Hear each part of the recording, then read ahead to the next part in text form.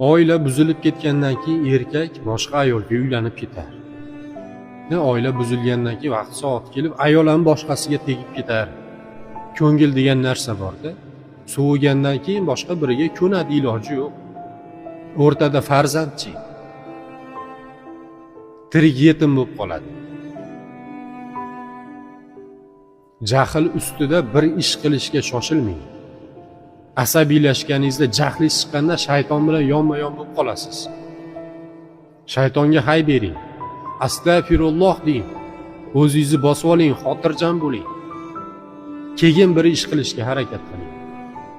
Esingizda bo'lsin. Sizdan bo'lgan farzand, o'rtadagi farzand Alloh taolo sizga bergan omonatdir. Omonatga xiyonat qilib qo'ymang, o'zingizni o'ylab. Ayolingiz bo'lsa Allohdan so'rang, insof bergin.